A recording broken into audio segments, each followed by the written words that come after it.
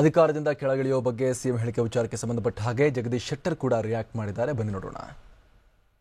ಕುಮಾರಸ್ವಾಮಿ ಅವರು ಯಾವಾಗ ಮುಖ್ಯಮಂತ್ರಿಯಾಗಿ ಅಧಿಕಾರ ತೆಗೆದುಕೊಂಡಿದ್ದಾರೆ, ಪ್ರಮಾಣ ವಚನ ಸ್ವೀಕಾರ ಮಾಡಿದ್ದಾರೆ, ಅಲ್ಲಿಂದ ಇಲ್ಲಿವರೆಗೆ ಕಳೆದ 6-7 ತಿಂಗಳಿಂದ ನಾವು ನೋಡ್ತಾ ಇದ್ದೇವೆ. ರಾಜ್ಯದಲ್ಲಿ ಒಂದು ಅಸ್ಥಿರವಾದಂಥ ಸರ್ಕಾರ ಇದೆ. ಅಡ್ಮಿನಿಸ್ಟ್ರೇಷನ್ ಕೊಲ್ಯಾಪ್ಸ್ ಆಗ್ತಾ ಇದೆ, ಡೇ ಬೈ ಡೇ ಕೊಲ್ಯಾಪ್ಸ್ ಆಗ್ತಾ ಇದೆ.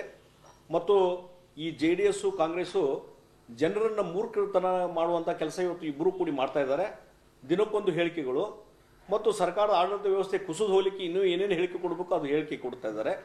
ಇವತ್ತು ಬೆಳಿಗ್ಗೆ ಕುಮಾರಸ್ವಾಮಿ ಅವರ ಹೇಳಿಕೆ, ಮುಖ್ಯಮಂತ್ರಿ ಹೇಳಿಕೆ, ನಾನು ರಾಜೀನಾಮೆಗೆ ಸಿದ್ಧ ಅಂತ ಹೇಳಿ ಒಂದು ಖಡಕ್ವಾದಂಥ ವಾರ್ನಿಂಗನ್ನು ಕಾಂಗ್ರೆಸ್ಸವರು ಕೊಟ್ಟಿದ್ದಾರೆ. ನಾವೊಂದು ಕೇಳ್ತೀನಿ, ಇವತ್ತು ಕುಮಾರಸ್ವಾಮಿ ಅವರು ಇದಕ್ಕೆ ಸ್ಪಷ್ಟೀಕರಣ ಕೊಡಬೇಕಾಗ್ತದೆ. ನೀವು ರಾಜೀನಾಮೆ ಕೊಡುವಂಥ ಪರಿಸ್ಥಿತಿ ನಿರ್ಮಾಣ ಆಗಿದ್ದರೆ ಅದಕ್ಕೆ ಕಾಂಗ್ರೆಸ್ನವರು ಕಾರಣ ಆಗಿದ್ದರೆ ಅದಕ್ಕೆ ಯಾವ ಕಾರಣ, ಯಾವ ಹಿನ್ನೆಲೆಯಲ್ಲಿ ಇವತ್ತು ರಾಜೀನಾಮೆಗೆ ನೀವು ಕೊಡಲಿಕ್ಕೆ ಹೊಂಟಿದ್ರೆ ಅದನ್ನು ತಿಳಿಸ್ಬೇಕಾಗ್ತದೆ.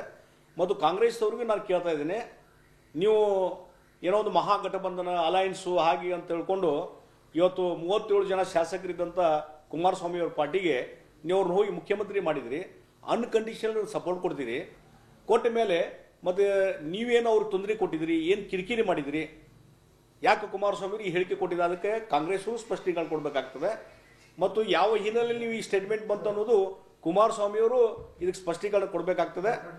ಇಲ್ದಿದ್ರೆ ಇಬ್ಬರು ಕೂಡಿ JDS ಕಾಂಗ್ರೆಸ್ಸರು ಕೂಡಿ ಒಂದು ಹೈ ಡ್ರಾಮಾ ಮಾಡಿ ಕರ್ನಾಟಕದ ಜನತೆಯನ್ನು ಮೂರ್ಖರನ್ನಾಗಿ ಮಾಡ್ತಾ ಇದ್ದೀರಿ ಅನ್ನುವಂಥದ್ದನ್ನು ಇವತ್ತು ಆಪಾದನೆಯನ್ನು ನಾನು ಮಾಡ್ತಾ ಇದ್ದೇನೆ.